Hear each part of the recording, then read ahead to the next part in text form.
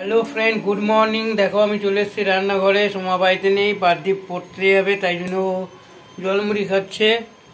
এ দেখো পারদীপ জলমুড়ি খাচ্ছে, এই দেখো দেখতে পাচ্ছ জলমুড়ি খাচ্ছে লেপের নিচে বসে। তা চলো আজকে আমি একটা সুন্দর রেসিপি নিয়ে এসেছি। আজকে আমি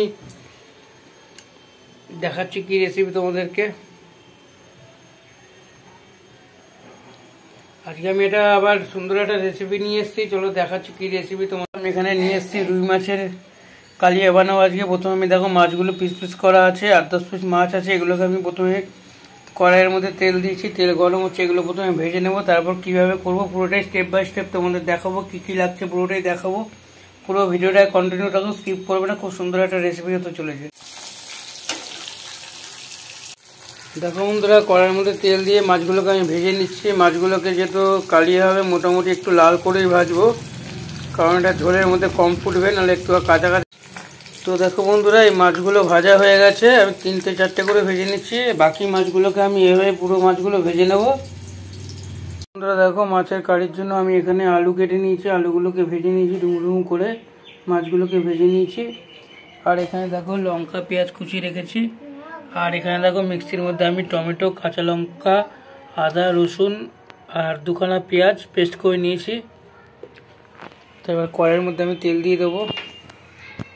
কড়াইয়ের মধ্যে তেল দিয়ে দিয়েছি। এবার তেলটা গরম হলে এর মধ্যে আমি 1 চামচ চিনি দেবো। তারপরে দেবো তেজপাতা, শুকনো লঙ্কা আর গোটা জিরে দেবো ফোড়ন। বন্ধুরা দেখো, এর মধ্যে আমি শুকনো লঙ্কা, তেজপাতা আর গোটা জিরে ফোড়ন দিয়ে দিয়েছি, চিনি দিয়ে দিয়েছি। চিনিটা লাল হয়ে গেছে। এবার এর মধ্যে আমি পেঁয়াজ কুচনোটা দিয়ে দেবো, কুচনো পেঁয়াজটা। তো বন্ধুরা দেখো, আমি পেঁয়াজগুলো দিয়ে দিচ্ছি। পেঁয়াজগুলো একটুখানি ব্রাউন করে ভেজে নেব। ভেজে পেস্ট করে রাখা মশলাটার মধ্যে আমি দিয়ে দেবো।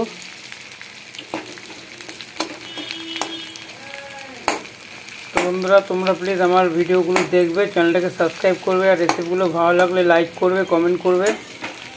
সেরকম ভালোভাবে বানাতে পারি না, কিন্তু চেষ্টা করি তোমাদেরকে ভালোভাবে প্রেজেন্টেশন করার জন্য। দেখো বন্ধুরা, পেঁয়াজটা মোটামুটি ভাজা হয়ে গেছে, একটু ব্রাউননেস চলে এসছে। এবার এর মধ্যে আমি মিক্সিতে পেস্ট করে রাখার যে মশলাটা আছে সেটা দিয়ে দেবো। আবার বল দিচ্ছি, ওর মধ্যে আছে আদা, রসুন, পেঁয়াজ, কাঁচা লঙ্কা আর টমেটো একবারে পেস্ট করে নিয়েছি, সেগুলো আমি এর মধ্যে দিয়ে দেবো। পেস্ট করে রাখা মশলাগুলো এর মধ্যে আমি দিয়ে দিয়েছি। এর মধ্যে আমি এবার পরিমাণ মতো নুন দেবো, হলুদ দেবো, জিরে গুঁড়ো দেবো, ধনে গুঁড়ো দেবো। আর ততক্ষণ অবধি মশলাটা ভাজবো যতক্ষণ না মশলার গা থেকে তেল ছেড়ে দিচ্ছে। চলো বন্ধুরা, আমি নুন হলুদটা দিয়ে নিচ্ছি এর মধ্যে। তো বন্ধুরা দেখো, এর মধ্যে আমি পরিমাণ মতো নুন, হলুদ, 2 চামচ মতো জিরে গুঁড়ো আর 1 চামচ মতো ধনে গুঁড়ো আর 1 চামচ মতো চিনি এর মধ্যে দিয়েছি। এবার এগুলোকে আমি ভালো মতো ভেজে নেবো। যতক্ষণ না মশলা থেকে তেল বার হচ্ছে ততক্ষণ আমি পুরো মশলাটাকে ভেজে নেবো। তো বন্ধুরা দেখো, মশলাটা ভাজা হয়ে গেছে প্রায়। দেখো তেল ছেড়ে দিয়েছি, তোমরা দেখতে পাচ্ছ কতটা মশলা ছিল। ভেজে দেখো একটুখানি হয়ে গেছে, আর একটু ভাজবো, আর 2-1 মিনিট ভেজে এর মধ্যে আমি জল দিয়ে দেবো। বন্ধুরা এর মধ্যে আমি ভেজে রাখা আলুগুলোকে দিয়ে মশলার সাথে ভালো মতো কষিয়ে নেব। তো বন্ধুরা দেখো, আমি ভেজে রাখা আলুগুলোকে দিয়ে ভালো মতো মশলার সাথে কষিয়ে নিলাম। এবার আমি সামান্য পরিমাণ জলের মধ্যে দিয়ে দেবো। জলটা আমি যে মিক্সিতে পেস্ট করেছিলাম সেই মিক্সির মধ্যে সামান্য জল দিয়েছি, তাহলে মশলাগুলো ধুয়ে একদম এর মধ্যে দিয়ে দেবো। তো বন্ধুরা দেখো, আমি জল দিয়ে আর মাছগুলো এর মধ্যে দিয়ে দিয়েছি, দিয়ে এবার এটাকে আমি ফুটিয়ে নেব। এবার 5 মিনিটের জন্য আমি এটাকে থালা চাপা দিয়ে ঢেকে রাখবো, ঢাকনা দিয়ে। তো বন্ধুরা, আমি 10 মিনিট পর ফিরে আসলাম। চলো বন্ধুরা, এবার ঢাকনাটা খুলে দেখে নেব।